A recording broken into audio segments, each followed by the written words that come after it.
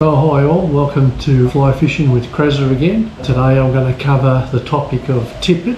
Tippet can be pretty confusing when you're new to fly fishing. Hopefully I'll be able to clear some of those misconceptions and confusion that surrounds it. So today I'll cover the different types of tippet, how to use it and when you need to use it. I'll briefly talk about leaders again, tippet material and tippet rings. The last episode when I talked about leaders, and it's probably good if you need some revision to go back to that previous episode, which was episode 4 I believe, and it covered the X rating, it covered the butt, the taper and the tippet diameter of the actual leader. So what the leader comes as, like you've got the loop, you've got the butt end, which is that end, then it tapers down to a specified diameter, which is the tippet diameter. With the leader, what happens, the taper actually helps the fly turn over. So as it's being cast and it's running through the air, because it has a taper, it helps the fly flick over and then land onto the water. That's why the taper is so important. If you just tie the tippet straight onto your fly line, it'll just cast out flat and it'll just bunch up and get jammed onto your fly line, or it'll tangle up on the tippet that's ahead of the fly line. So it's pretty important to have the taper there. That's just, I thought I'd mention that just so that people don't say, oh, why don't you just tie tippet straight onto your fly line? It just doesn't work that way. So as your leader starts to get shorter and shorter, you'll lose that tippet diameter. Now what happens is you have to add material, and that's when your tippet material comes in handy. So either using a tippet ring, which I'll cover in a minute, or what I like to use when I don't have tippet rings, or if I really want to do a quick fly change, I'll use a triple surgeon's knot. And I'll go into that in another video, but you can tie the triple surgeon's knot and then that'll extend your leader and your tippet end on the leader. So you can put it back to standard again, because obviously it's going to break off when you get fly changes, when you get snags, and if a fish breaks you off, well, it's just going to get your line shorter and shorter, and in the end there'll be no tippet material left on your leader.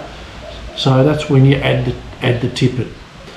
I hope that's explained why and when you use the tippet.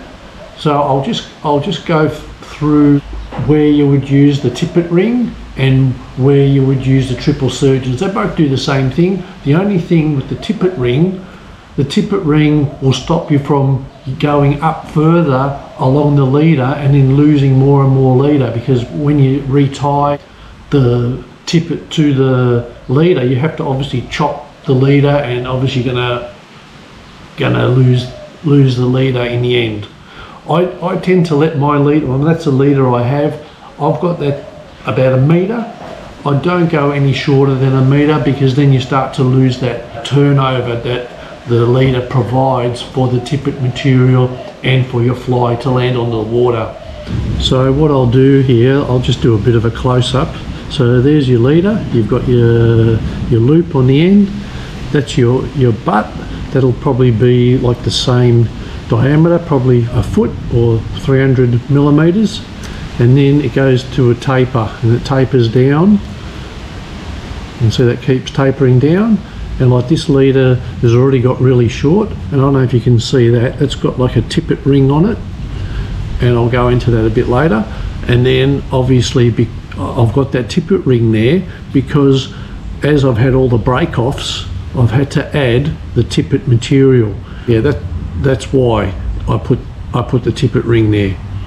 So if you remember from the last video on leaders, which was episode 4, I covered the X rating of the line, and there was a chart there, and I'll probably put the chart up again, you'll see it after this, which gives you a rough idea of the line strength compared to the X rating.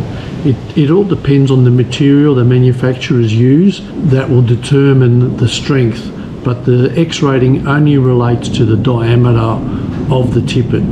So you can get like 2X that will be, I don't know, 8 pound, and you can get 2X that'll be 9 pound. So it all depends on the material that they use to make the tippet. So if I was going to the gold bin and I was chasing stonkers, for me, I don't use anything less than 2X.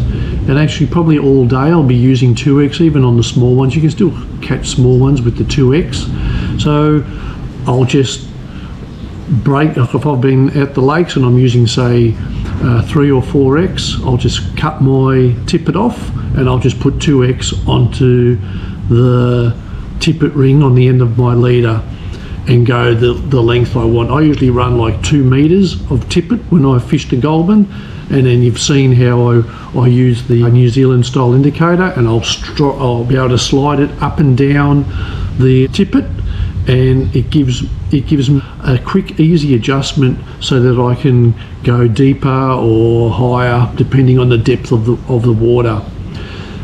Also, when you use the tippet, you want to look at what size fly you're going to use. I mean, if you're using like a small, like a size 18 hook, you don't want to be using 2X tippet. Your tippet diameter is relative to the fly you're going to use, and it's also relative to the fish that you're expecting to catch. So obviously you'd go the 2X for the big fish, and if you're fishing, you know, like somewhere where you're seeing a lot of risers and the risers look small, well then you might go down to 4 or 5X. So, you know, like I've got, this is the 2X, so that's 12 pound. So that's a pretty strong line for 2X. We've got the other 2X's here. Yeah, that's a 2X, and this one's like 10 pound. So obviously you've got 2X fly lines here. One's 10 pound and this one's 12 pound. So like I said, it depends on what materials the manufacturer uses, which will determine the strength. There are 2 predominant types of tippet, and I think I did touch that with the leaders as well. You've got monofilament and fluorocarbon. Monofilament is nylon, and fluorocarbon is a mixture of different materials. And I did mention the monofilament is lighter, so you use that where you want to float your fly with using dry flies, and obviously the fluorocarbon is heavier and it sinks, and the fluorocarbon's a bit more, what's the word, invisible, I suppose. It's not totally invisible, but it definitely is a lot more invisible to the fish. And I tend to use fluorocarbon when I fish with my nymphs. If you need any more information on monofilament and fluorocarbon, just have a look at the leader video that I did, episode 4, and that covers the both of those materials quite well. There's your tippet ring with your tippet material tied onto it, and there's your triple surgeon's knot with your tippet material added on, and then I've got like this bit hanging off here if I want to run a second fly. So I'll run a fly to the bottom of the tippet material, and then I'll tie a triple surgeon's knot and have one up about probably a foot or to 2 feet up from the point fly, and that way I can run 2 flies if I want. Or you can also use the triple surgeon's knot instead of your tippet ring. The tippet ring takes a bit longer. I mean, it's two clinch knots. You've got a clinch knot on both sides of that. If you use the triple surgeons, it's just 1 knot. Also, it's a bit fiddly to get the tippet ring on, and I have lost them before. They're quite fiddly to tie, so I usually like to tie them before I go fishing. So yeah, that's just a few tips there on the tippet ring. So typically your tippet rings will come like all bunched up. This is the Rio brand 2mm tippet ring is what I use with when I go fishing. So I'll just get it out of the packet. It's comes on like a swivel, and you can see the tippet rings on that swivel.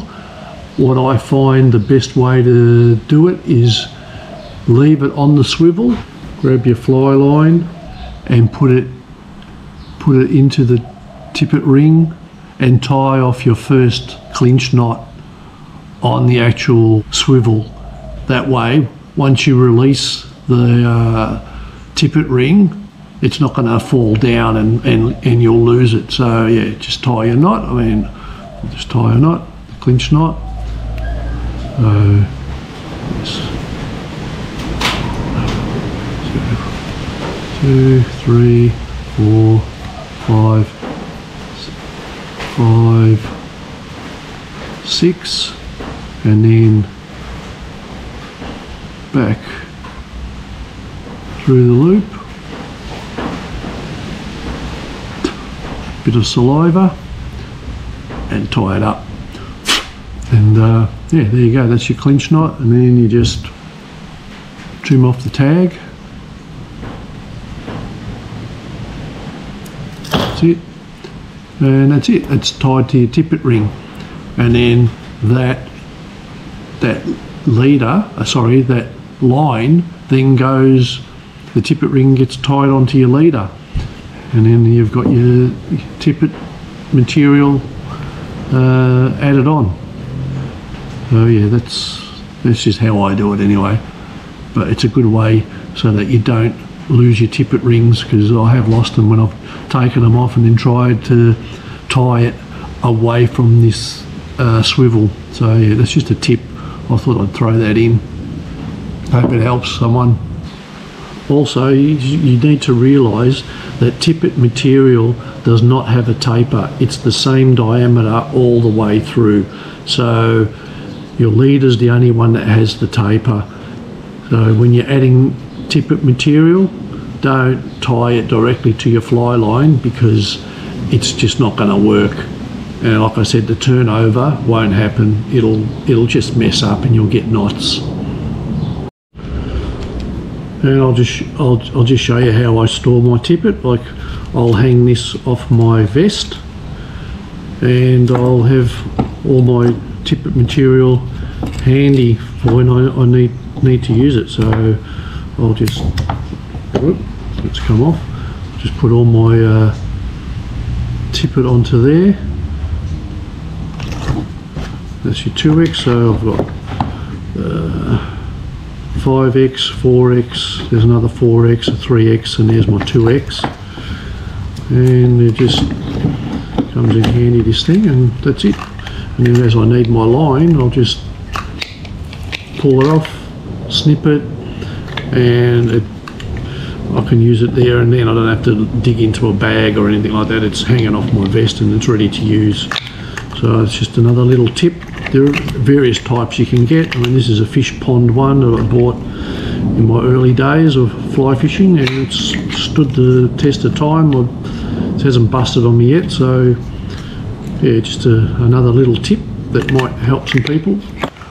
Well, I hope that's helped a few people out when it comes to tippet.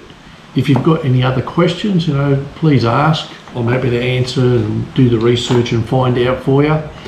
When it comes to the knots, there's lots of stuff on YouTube about knots. The only two knots that I really use are the clinch knot and the triple surgeons. They seem to get me out of trouble with nearly everything that I do. So keep it simple. There are other knots you can learn to do, but I really don't see the need for any other knots. I don't get any break-offs. Just make sure when you tie your knots that you always test them. Always test them. There's nothing worse than losing a fish because the knot failed. I had that happen to me in the early days, but of late I've never lost a fish because of my knot. I've had one recently where it actually snapped the hook, but my knots have never failed. But when I tie them, I get failures when I'm testing them, and I'm so grateful that they do fail when I'm actually testing them. So yeah, just some advice: test your knots. Always test your knots, because there's nothing worse. So yeah, I hope this has been helpful. Done a bit of research to get this material. Let me know if you like it. Give it a like. If you'd like to subscribe, please do. So yeah, thanks for watching, and God bless. Bye.